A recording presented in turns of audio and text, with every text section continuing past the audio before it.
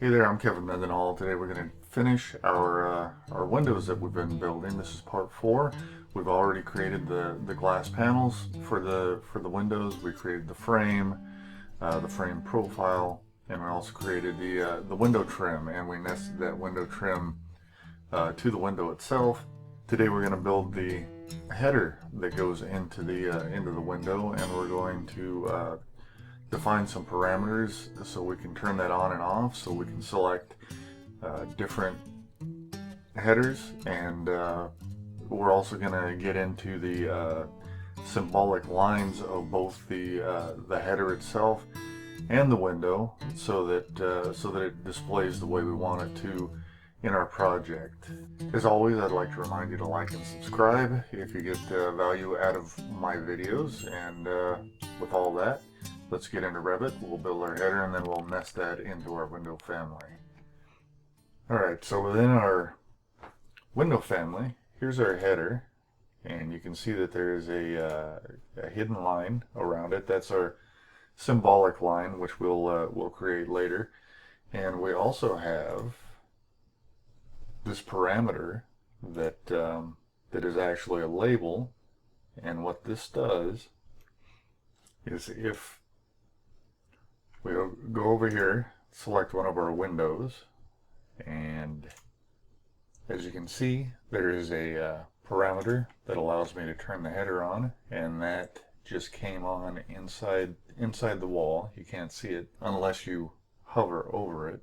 And then we also have this list that we can select our headers. So if I want to change this header out that's in this window, I can just select that from the list and it will automatically change that header for me. And if there were a header that you wanted in this list but you don't see it, it's easy enough to change. You just come over here to your structural framing, find your family, which is the one that we're about ready to build, and you can duplicate one of these. Say this was going to be a 6x8. I probably have that in here already, but I'll just, for an example, do that. That's in our list. And then you want to go to your type properties and make sure that that your dimensions are correct. So you would have 5.5 inches, and then 7.5 for your height if that was truly a 6x8. But this is just like any other family in Revit. You create a new type and select OK, and then if we were to select this window and come back over here, it will appear on our list, and there it is right there. And this drawing, as a matter of fact, displays why I have gone through and created the nested trim and this window family and so on, so that I can get the grain in my trim running the correct direction. I think it just looks that much nicer. So anyway, that's how that works. So the first thing we need to do is to build this family, and I will put this family on drakecanyon.com for you, and I'll put that link in the description. This one will be free. I'll just put it in there. You will have to go through the checkout process to get to the download, but it'll be a $0 amount.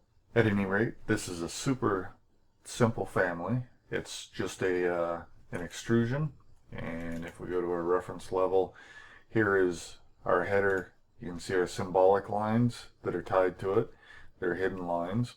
That way when they show up on our roof plan, it'll be just a dashed line that you'll see inside of our wall. So if we go to our front, you can see I have some parameters here. It's just justified at the center with some equal constraints on it. Our parameter, which is our header length. You can see I have this one up in the air. It's set at 8 feet. You don't have to do this, but I set it at 8 feet so that when I bring it into the drawing, it's 8 feet above my reference level, and it's already where I kind of want it to be.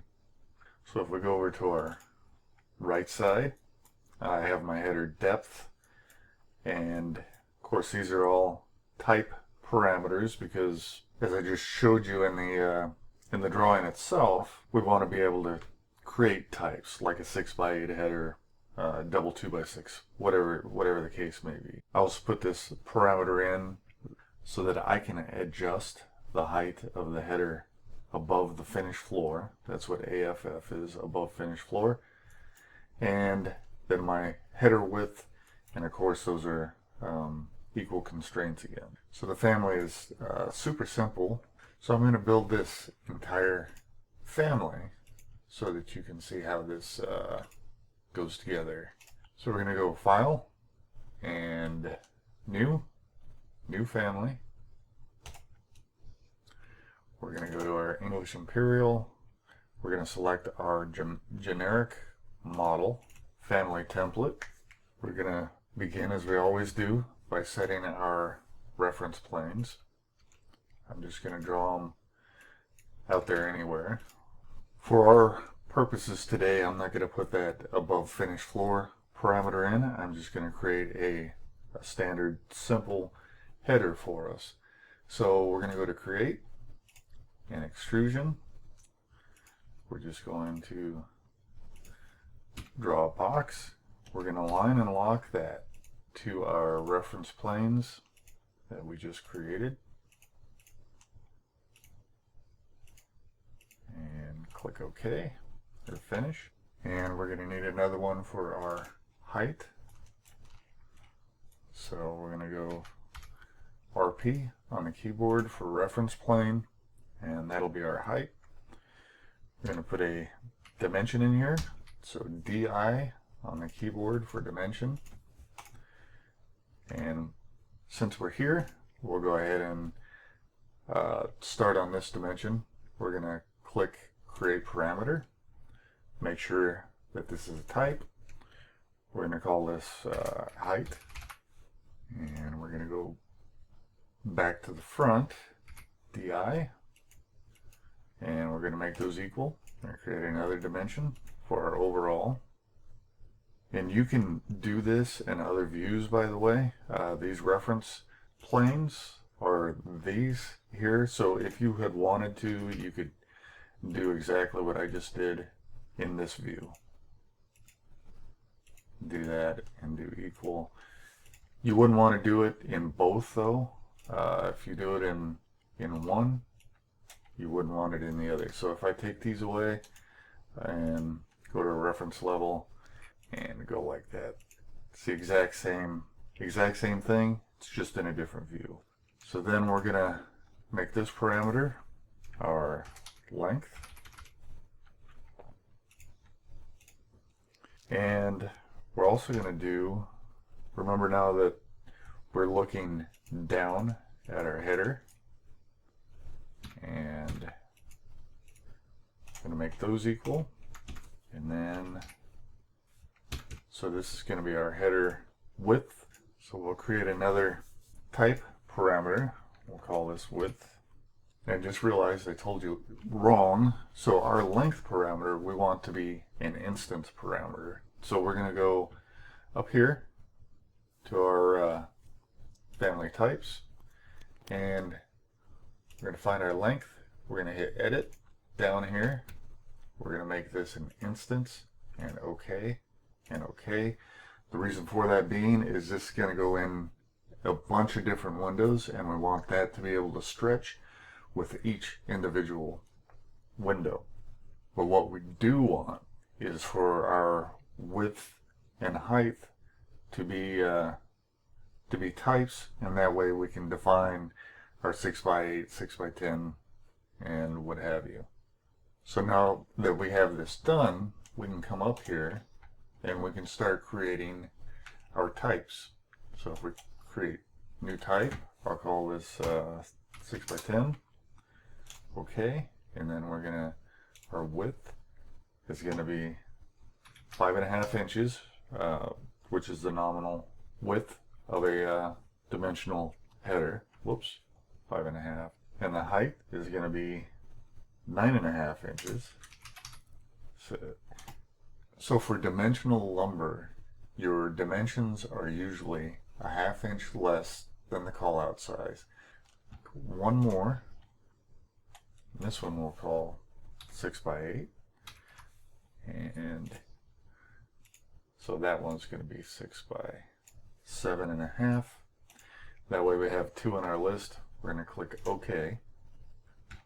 I'm also going to select my reference plane. I'm going to make this my left, this one my right. This part is optional, but I'm going to make our header a subcategory of structural framing. The first thing I want to do that is I want to save this as structural framing. So I'm going to go into our family category list here and select this as structural framing. Okay, that part you for sure want to do. You want to create this in the structural framing category. That way it shows up when it needs to show up. So I'm going to save this, and I'm just going to call this headers 2. I won't actually use this family since I already have a headers family created for myself. I'll be using that one because it's already nested into everything I have. But I'm going to save this as headers 2. So now it's saved as our structural framing category. And I'm going to go to Manage, Object Styles. I'm going to create a new subcategory. And this is the optional part. And this we will call headers, and OK, and OK. Now when we select that, over here we can select headers in the list. So now you will have a little more control over that. If we were to open one of our projects, if you were to open Visibility Graphics and scroll down to your structural framing, I haven't done it in this case, but that subcategory, headers, would be in this list. You can see I've created another one called trusses, and all these are from other families that have been brought into this project. So we go back to our family. So now we're going to do our symbolic lines, and for that to work correctly and to display just the dashed line, going to select the header. We're going to go to Visibility Settings. We're going to turn off the visibility in the plan, reflected ceiling plan checkbox here.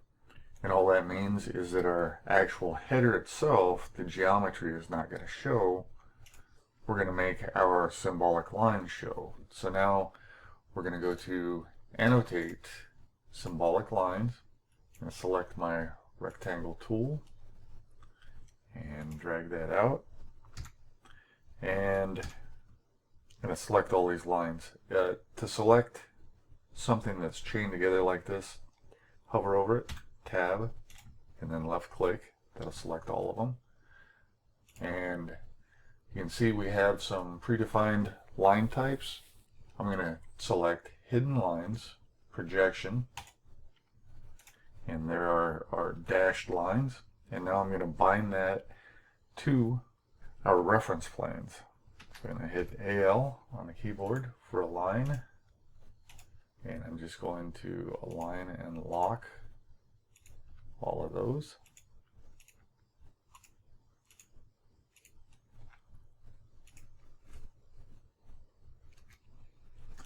Okay, and then we want to attach our geometry, our extrusion, to our reference plane, which we have not done yet. So I'm going to hit AL again and just lock that to our height. And we're going to create a material parameter so that we can change the material if we want to. Actually, there's already, within this family, there's already a structural material. So we'll just hit OK. And we also want to make our family shared. So the reason for having this family shared is that we need to tag this header separately from the window. The window is of a window family, and this is a structural framing family. Two different families, but we need to tag them independently of one another. So when we finally load this into our project, we will have that option to be able to tag this And this family will also appear in our families in our project browser as its own family. And you could actually pull that from the project browser and insert it into the drawing itself, independent of being nested in the window itself. All right, so I'm gonna save this and close. And here's our window family that we've been building. I want to insert that header that we just created. So I'm going to go to Insert, Load Family, and I'm going to go to my Families, have that saved in Structural Framing, Headers. Headers 2 is the one that we created, and so now that is in our list. As you can see, there's our two types that we created earlier. We'll go to our reference level and we'll insert this. So we're just going to create an instance, bring that in, and as you can see, it's got that cool hidden line style to it. We're going to bind this to the centers or constrain it. So I'm going to hit AL, select our center reference plane, lock it, and the same here. Lock that as well. There is an option here. You could lock the outside of that header to the outside of your reference plane on the outside of the wall if that's how you like it, or offset it. I just locked it to the center because that's as easy as it gets. And really the only reason we need the header for the most part is to be able to tag it, to be able to select the size and tag it for the people in the field. So now we're going to switch to our front, our exterior elevation. I'm going to turn this to wireframe. Here's our header. So we want this to be up here, and we want this to be the bottom of our header at the top of our window. So we're going to hit AL, and we're going to constrain it just like that. So now we want to be able to control the header's width. So we're going to create a parameter called header width. And so we're going to go a new parameter. And you can see that I already have it down here, but header width. And that's going to be a length dimension, or a length parameter. And it's going to be a type. Cancel. So you can see our header width is 5'3". This is a 5.0 wide window. I want the header to extend past the window, and the way that I have this formula written is that if the width is greater than 5 foot and 11 inches, then the width of our header is going to be the width plus 6 inches. Otherwise, it's going to be 3 inches, which just means that if it's under 6 feet, Revit's going to add 3 inches. If it's over 6 feet, it's going to add 6 inches. And we do that so that we have more bearing on those bigger openings. Once you get past 6 feet, it's a good idea to have more bearing on that header. So then we want to bind our header. So we're going to select our length here and go to header width and OK. And you can see that automatically adjusted. And now we want to create a label, and this is going to help us select the different types. So we're going to go up here, add parameter, and this is going to be an instance. We'll call this header, group this under structural, and we'll click OK. I already have it, so then we come back, select our header, and then we'll come here and select that. So real quick, I had to pause the camera and figure out what was going wrong, because as I added my label parameter to this header, it kept disappearing. I had another family in here, another header family, and for whatever reason I deleted that, and it then allowed me to do what I needed to do. So I'm going to select the header, add parameter, instance parameter. I'm going to type headers. Okay. And there we have it.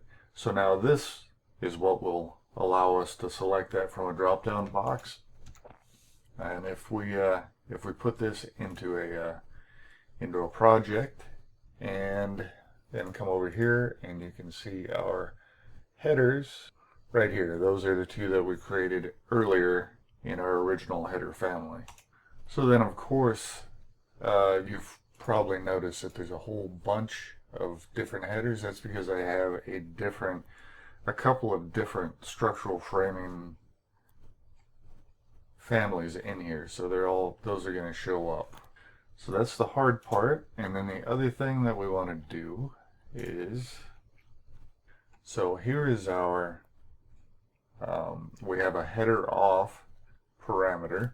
And basically all this is saying is that if the header on parameter is on, then to turn this off. And our header on parameter is up here. So if we check this, you can see that goes away. You uncheck it, and then it checks again, and that just creates the toggle to turn the header on and off. And another very important thing to note here is that if we go back here to our floor plan, if our header is on, I'm going to show you in one of my other windows here.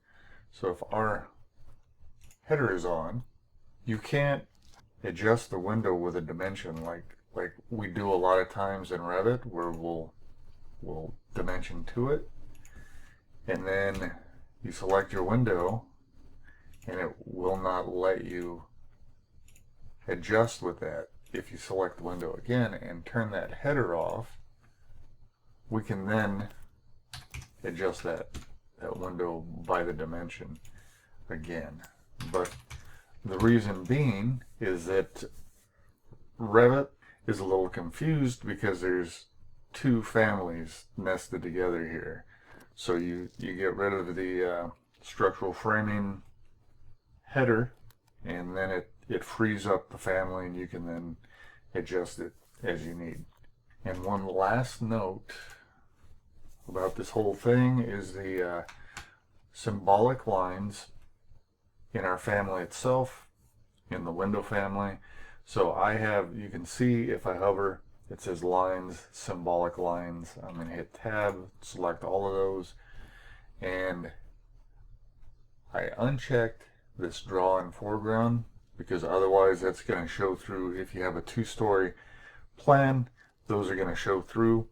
The line style that I used was window projection, and I also have a masking region, and those lines are the same style. If I go to edit boundary, and you can see their window projection, and you'll notice that I have that unchecked on the fill region. And one of the things that I did on my windows in my project is you'll notice that the trim is not showing. And what I did there is I selected my trim in my family, and then you go to visibility settings, and I turned off the display in plan or reflected ceiling plan option, and that way it shows up in all my elevations and everything else, but not as you're looking down or up at the window. So that's the end of our Revit window family, and hopefully I didn't overload you with too much information. It's a whole lot to take in, but hopefully there was a lot of stuff here that helps you out. And that's it. That's the end of our series on building our Revit window family. One more time, just like to remind you to like and subscribe. And thanks for watching. We'll see you next time.